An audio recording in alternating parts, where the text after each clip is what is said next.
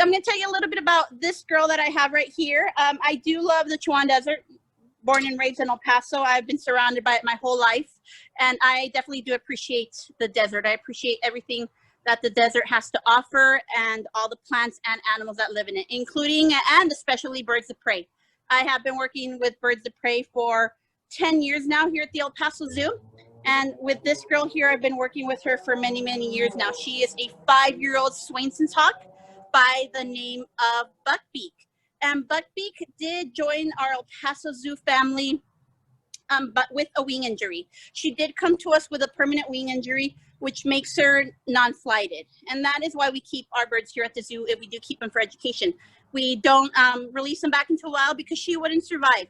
The Swainson's hawk, like Buckbeak, is a migratory bird. So even though you find them here in the El Paso area in our Chihuahuan Desert, throughout parts of the year, you may see them doing that migration. And when they do migrate in flocks of the thousands to South America. And so those are called kettles when they are flying in those large flocks. And when they do that, they actually are it's funny, they're described as being just something that likes to look a lot grander than they are. So they will mix in these kettles with turkey vultures and other types of hawks, so that migration can look even larger. And sometimes people, when they see migrations or large flocks of turkey vultures or of birds up in the sky, sometimes they automatically assume they're turkey vultures, which is common, but some people say they're actually Swainson's hawks because they have a lot of those similar ways of doing that flight. But Buckbeak here is what you would call a light morph of a Swainson's hawk. And the light morph does have a lot of that lighter coloring. So you can see her underside here, and that underside is something that she, that's how people identify them. So any birders, I know Audubon has a video on here as well. So birding is a big thing here in El Paso, and birders are looking for those kinds of patterns on these birds. And so you're gonna go ahead and see that lighter morph on the Swainson's hawk, the light morph Swainson's hawk, and then you have the dark morph. And the dark morph is a rare bird to find. So you're not always going to see that dark morph. That's one that people don't, I've seen a kettle once. I once, Valerie, hi Valerie. I was entranced. Yes, definitely. And you know what, Valerie, I'm gonna go ahead and interrupt. Valerie is actually my mentor here at the zoo. She taught me everything about working with birds, so I'm glad to see her on here. All my friends make fun of me because I am the worst at seeing wildlife. I don't see anything. It could be right in front of me, and I wouldn't see it. So I have never seen a Swainson's hawk in the wild. I have never seen a golden eagle in the wild. All these birds that I work with here at the zoo, if it wasn't for the fact that I work with them here at the zoo, I would have never seen one ever. And like I said, they could be right in front of me and I don't see them. I'm really bad at, that's why I'm not a birder. That's why I don't do all that, because I don't, and I have probably been surrounded by wildlife and don't even know it. But back to Buckbeak. She is the light morph. We also have the dark morph, which, would have a lot more of this dark chocolate brown color. And they are a bird that is protected by migratory bird laws. So they are protected to make sure that people aren't hurting them. There's special permits that are needed if any are going to be acquired. For instance, me, that I work with them here at the zoo, I do have to be on special permits to be able to do what I do, and anybody who works alongside me. So I have to have permits for, by the U.S. Fish and Wildlife to be able to do what I do. So, and that's a great thing that is done for these birds to ensure that they don't die out. We just heard the presentation right before me was the presentation by Pamela Angulo on climate change. And climate change is actually something that is affecting the Swainson's hawk because they are a migratory bird. And that's not only affecting Swainson's hawk. Any migratory animals are affected by the change in temperatures. So if it's an animal that is looking for warmer temperatures during a certain time of the year and they're used to going in a certain direction, they're now finding that maybe those temperatures are not the same. They might not be as warm, or they might even be excessively hot for them. There's examples of, even outside of our Chihuahuan Desert, for instance, African painted dogs are affected by climate change because of the rising temperatures.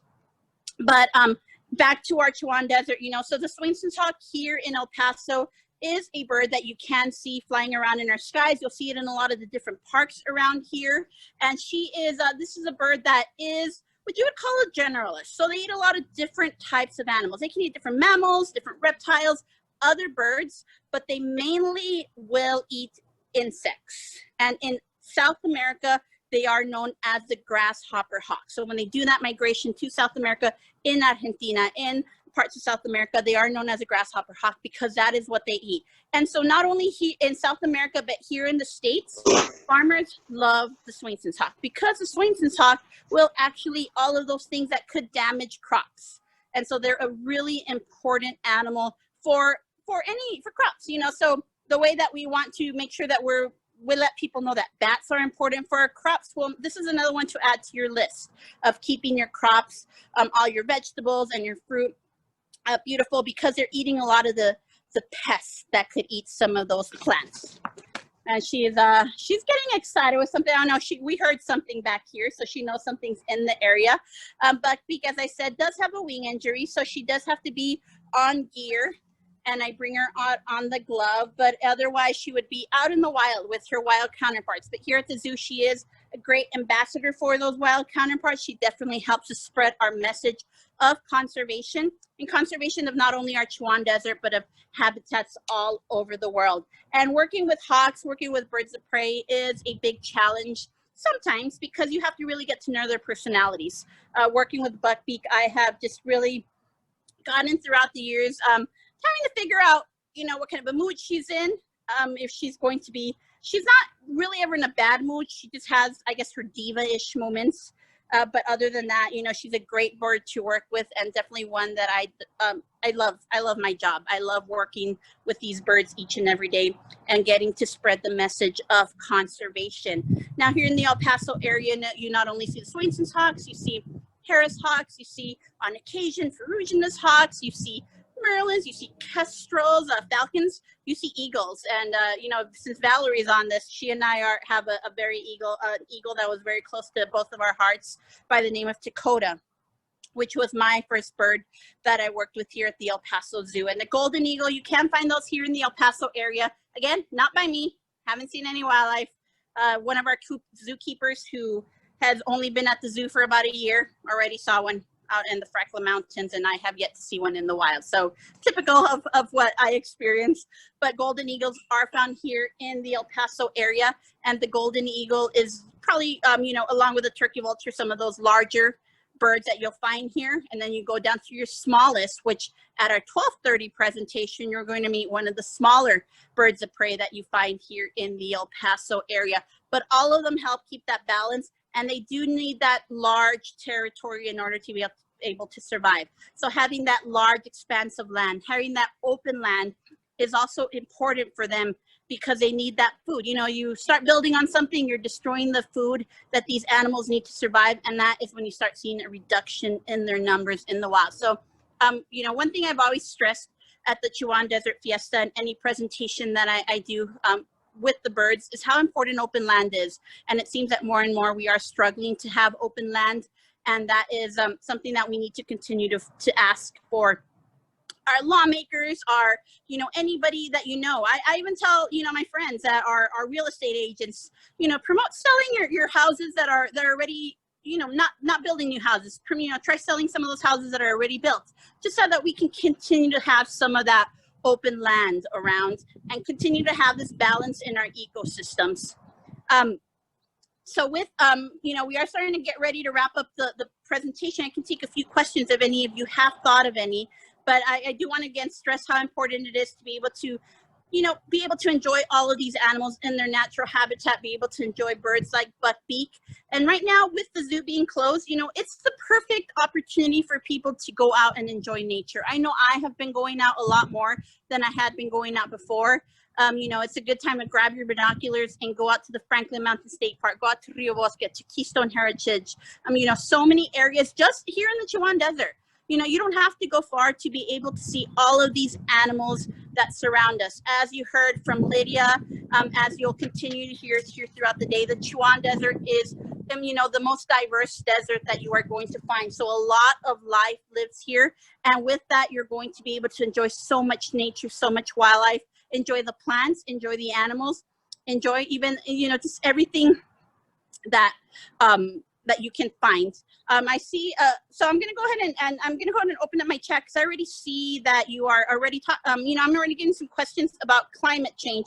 And so pretty much anything that is a migratory bird, and even, I don't have exact specifics, but I definitely get you some specifics, Pam, and I now definitely, knowing that you do a presentation on climate change, these are some facts that we can add to your presentation as well, and I'll get you some more direct facts. But definitely, I have read that any of these migratory birds are affected by this.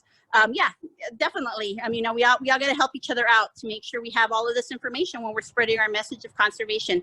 But any of these migratory birds, so I did talk about the large kettles that you see them migrating. All of these have been affected because of just changes in temperatures, changes in wind patterns, and all of these things that are affected by climate change are affecting all of these animals. But this is one of the ones, since I work with the Swainson's hawk so closely, doing my research on her, I know that this one has definitely been affected by climate change.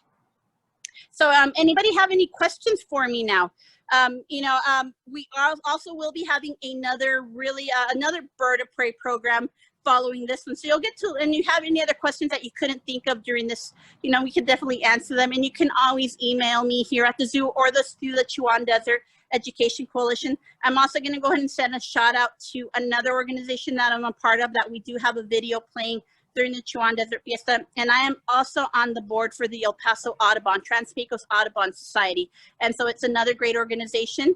And next week, next Saturday, we are going to go ahead and have our very first online meeting as well, our virtual meeting. So if any of you want to join us next Saturday, the Audubon Society, follow us on Facebook, and we are going to be having a virtual tour of the Assis Wildlife Refuge in Costa Rica. So, more birding stuff, more conservation stuff, but that's through Audubon. How old is Buckbeak? And Buckbeak is 5 years old. She's 5 years old. I have been working with her when she was maybe about a year and a half or so, but she is now 5 years old. So I have definitely seen her mature. I have seen, when I first started working with Buckbeak, I actually got a very light colored bird. So you see this light coloring here? She was all that light color. And she's actually slimmed down a lot. I think there's some little bugs that are around here that are kind of tickling her, I guess. They're annoying her. You can see her. She's trying, and I'm glad she's doing that because you can really see how they use their talons, how they use their beak.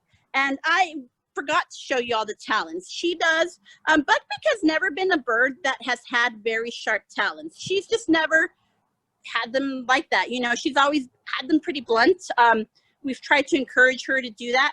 But they're still sharp enough to be able to stab into the food that she gets. She eats rats, mice, quail here at the zoo, and she's still able to tear into it. And then the beak, of course, very sharp, very strong, and neck muscles. One thing about birds of prey is, we often hear about the strength of those feet, but people tend to forget that they have these very strong neck muscles. So when they're tearing into their prey, those strong neck muscles are also helping to tear that meat apart. Another question I have from Hector Moreno. Hello, Hector. How old do they live to? They live over, in the wild, they live to about 19, 20 years of age. The oldest recorded Swainson's hawk in the wild was about 26 years old. And that one, how do they know, since it was a wild bird, how do they know how old it got to be? Well, because it was a banded bird. So they captured it, put a band on it, released it, and then they recaptured it, rebanded it, and released it again. So because of the band they had put on it, they were able to get an age on this, and it was about 26 years old. Under human care, such as here at the El Paso Zoo, we often see animals live a lot longer because, as we're saying, I've said throughout this entire program, animals can be affected by climate change. They can also be affected by habitat loss, and unfortunately by poaching and hunting, things like that, that are people where they want to just get a feather off of them, just, to have as a collection, which you cannot do. But we often see animals not have as long a lifespan as they would under human care, because here also, she's not having to go out and hunt for her prey. I do feed her here daily. And I will tell you, you know, I love to share stories about Buckbeak with every single person. Let me get a little bug off of her there.